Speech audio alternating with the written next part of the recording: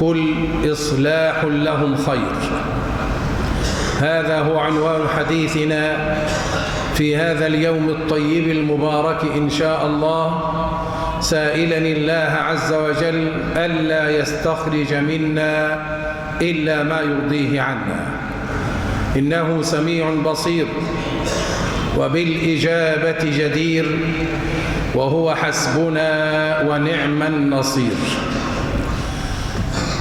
أيها الأحبة، إن من أقوى علامات الإيمان سرعة الامتثال لأمر الرحيم الرحمن.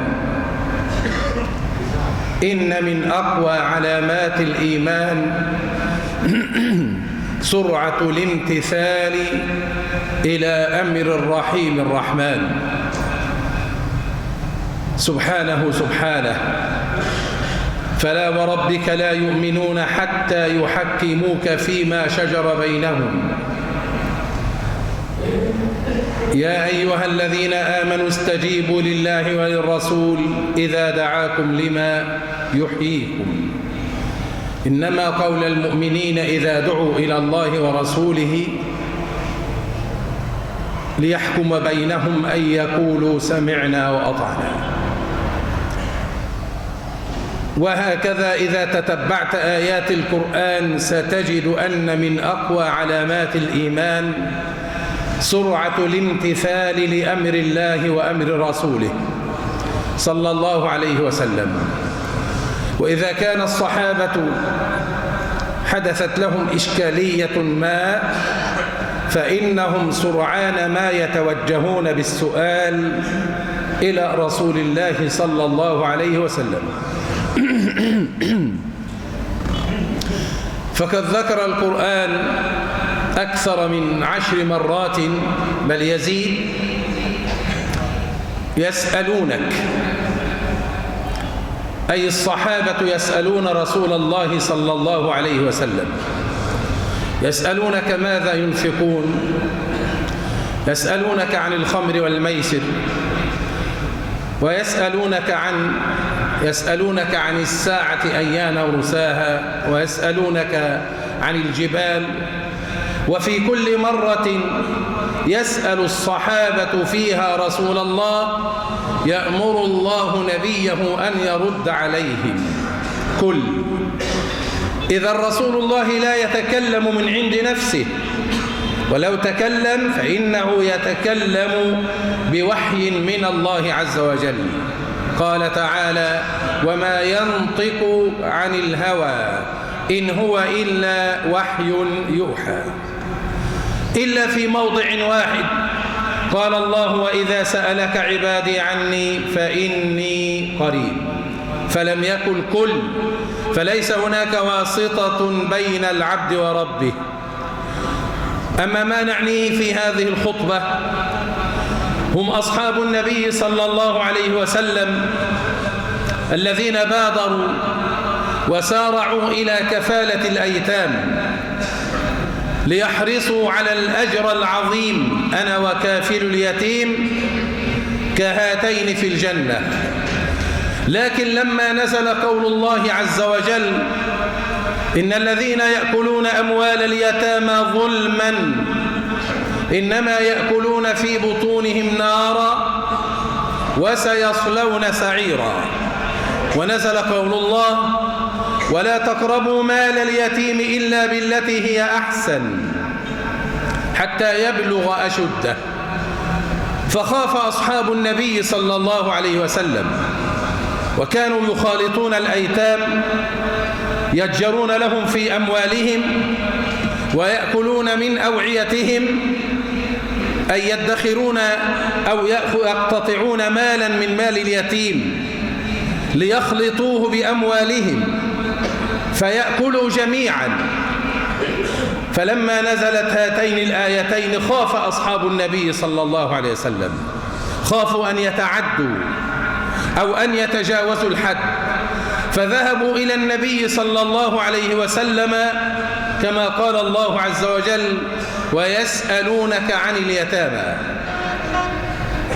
ويسألونك عن اليتامى يعني يسألونك ماذا يفعلون في أموال اليتامى، فتوجهوا بالسؤال إلى النبي صلى الله عليه وسلم، فقال الله: قل إصلاح لهم خير، وإن تخالطوهم فإخوانكم، والله يعلم المفسد من المصلح، ولو شاء الله لأعنتكم، إن الله عزيز حكيم. ويسألونك عن اليتامى، كانت حدثت إشكالية أن بعد نزول الآيات التي فيها وعيد بأكل مال اليتيم كانوا يقسمون لليتيم، يعني يقسمون له ماله فيطهون له الطعام، وربما نام اليتيم فترك الطعام ففسد، فحدثت إشكالية، وتوجه الصحابة إلى النبي ويسألونك عن اليتامى. وهذا من فقه الصحابة الكرام، يعز عليهم هؤلاء اليتامى الصغار، واليتيم يسمى يتيما حتى يبلغ، وهو من فقد أباه يسمى يتيما حتى يبلغ. فما قال الله ويسألونك عن مال اليتيم؟ لأن السؤال إذا كان عن مال اليتيم فقد يكون فيه مطمع، إنما الصحابي يسأل عن نفس اليتيم، ويسألونك عن اليتامى أي عن أموالهم، عن حياتهم، عن مشاعرهم، عن حالتهم النفسية، كيف يعيش هذا اليتيم، يأكل وحده، انقسموا لهم الطعام، خافوا أن تمتد أيديهم على حق اليتيم. ويسألونك عن اليتامى: يا رسول الله، إننا نشفق على هؤلاء الأيتام، قد ينامون عن الطعام ويأكلون بمفردهم، ويسألونك عن اليتامى أي عن حال اليتيم. وفيها تلميح بل تصريح أن كفالة اليتيم ليست مالا. بعض الناس تقول أنا ببعث مرتب شهري لليتيم، هذه معونة ليست كفالة.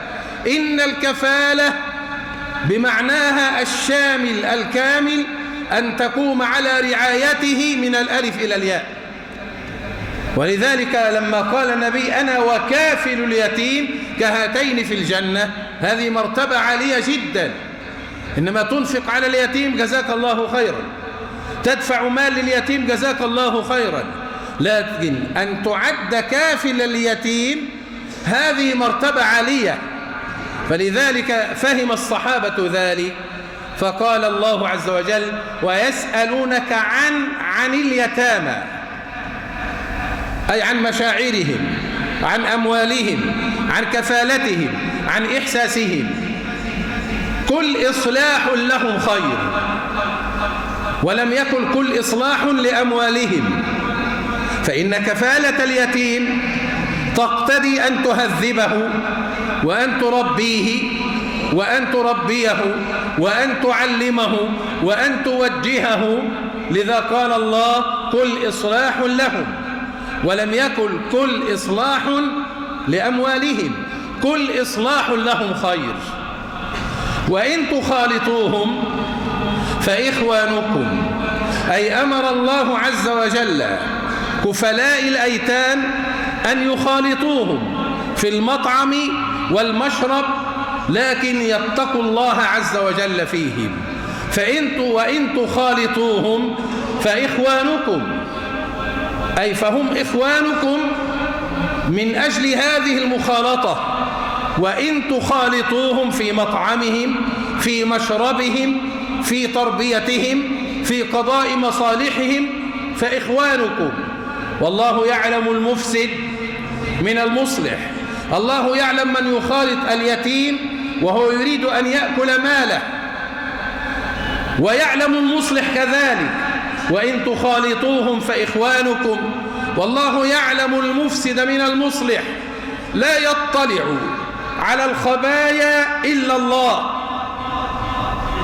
ولا يعلم ما في النفوس إلا الله. أيها المسكين، لا تعطي لنفسك حق الحكم على الناس، فهذا حق لله. لا تعطي لنفسك الحكم على أن تطلع على ما في الصدور، فهذا خاص بالله الذي يعلم السر وأخفى. قال والله يعلم المفسد من المصلح ولو شاء الله لأعنتكم، أي لا شق عليكم بعدم المخالطة، بأن تراعي مال اليتيم فتعد له الطعام وتراقبه حتى يأكل، وإذا فضلت منه فضلة فإنك تعوضها له، فهذا فيه مشقة. والله يعلم المفسد من المصلح ولو شاء الله لأعنتكم إن الله عزيز حكيم. أيها الأحبة، من هذه الآية نتعلم أن الصحابة إذا حدثت لهم إشكالية توجهوا فورا إلى رسول الله صلى الله عليه وسلم بالسؤال. إن هذا الدين عزيز، ما ينبغي أن نتلقاه من على مواقع التواصل أو مواقع التقاطع الاجتماعي. إن هذا الدين عزيز، ما ينبغي أن نتلقاه من أي أحد، إنما مصدر ديننا هو كتاب ربنا وسنة نبينا صلى الله عليه وسلم. فالدين كتاب وسنة بفهم سلف الأمة. وما آتاكم الرسول فخذوه وما نهاكم عنه فانتهوا. فتوجه الصحابة وهم أصحاب همم عالية إلى المشرع عليه الصلاة والسلام. إن بعض الناس يعبد الله خطأ، فإذا بحثت عن ذلك وجدت أنه قد أخذ دينه أو شرعه من أي أحد ولم يتحرى. ففي هذه المواضع 13 التي جاءت في كتاب الله عز وجل يسألونك ويسألونك، غير 5 مواضع جاءت يسألك الناس، يسألك أهل الكتاب. هذه المواضع التي تقترب من 20 موضعا، إنما المفاد منها إذا حدثت لنا إشكالية في الفهم لمسألة من مسائل الدين علينا أن نتوجه بالسؤال إلى كتاب الله عز وجل وإلى رسول الله صلى الله عليه وسلم. فائدة ثانية أن رسول الله وهو رسول الله لا يعلم الجواب إلا بما يعلمه الله عز وجل. ويسألونك عن الروح فيرد عليهم النبي صلى الله عليه وسلم لما نزل عليه الوحي: قل الروح من أمر ربي وما أوتيتم من العلم إلا قليلا. ليس بالضرورة أن تفتي في كل شيء، ليس بالضرورة أن تجيب على كل مسألة، قل الله أعلم. فإن رسول الله صلى الله عليه وسلم كان إذا سئل فإنه ينتظر حتى يتنزل الوحي من الله سبحانه وتعالى فيجيبه.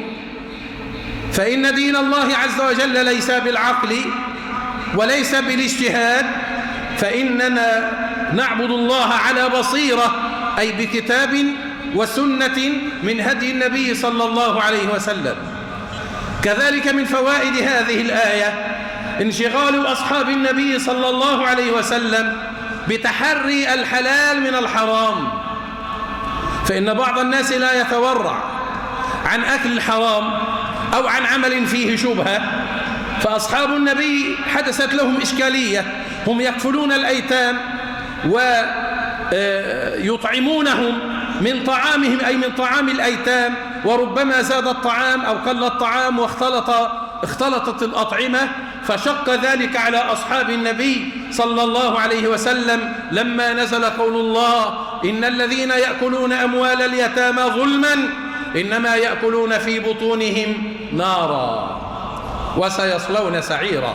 هم لم يكونوا كذلك، لكنهم اتهموا أنفسهم فتوجهوا سريعا إلى النبي صلى الله عليه وسلم يسألونه عن الأيتام ويسألونك عن اليتامى، قل إصلاح لهم خير.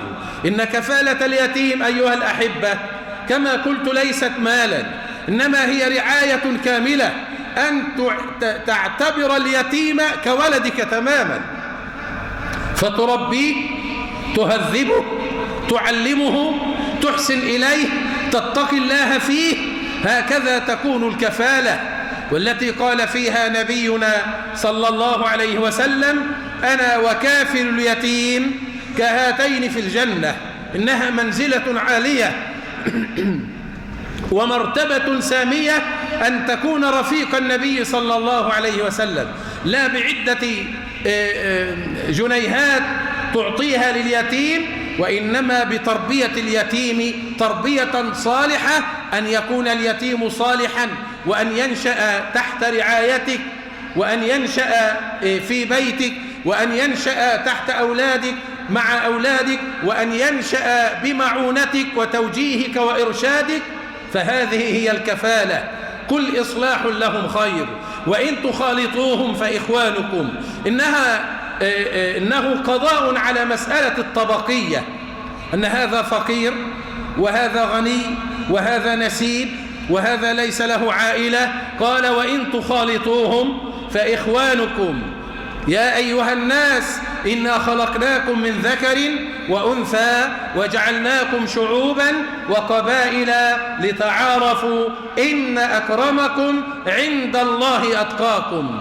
والله يعلم المفسد من المصلح، لا يحكم على ما في النفوس إلا الله، ولا يعلم الخبايا إلا الله، ولا يطلع على ما في القلوب إلا الله. إياك أخي أن تتورط في ذلك، وأن تحكم على قلوب الناس، وأن تحكم على خبايا الناس، حتى من تظنه صالحا تقول: أحسبه صالحا ولا أزكيه على الله سبحانه وتعالى. ولو شاء الله لأعنتكم، ولو شاء الله لشق عليكم، ولو شاء الله لأصدر أحكاما لا تستطيعونها. فمثلا عند بني إسرائيل: فتوبوا إلى بارئكم فاقتلوا أنفسكم. وكذلك في الأمم السابقة أن الغنائم في الجهاد ليست ملكا للمنتصرين، إنما تنزل نار من السماء فتأخذها. وفي الشرائع السابقة أن من أصابته جنابة، من أصابت ثوبه نجاسة، يقطع موضع النجاسة. فجاء هذا الدين باليسر. ولو شاء الله لأعنتكم، ولو شاء الله لشق عليكم وأثقل عليكم في الأحكام الشرعية، لكن يريد الله بكم اليسر ولا يريد بكم العسر. إن هذا الدين يسر ولن يشاد الدين أحد إلا غلبه. ولو شاء الله لأعنتكم. إن الله عزيز في أحكامه، حكيم في أقواله وأفعاله، سبحانه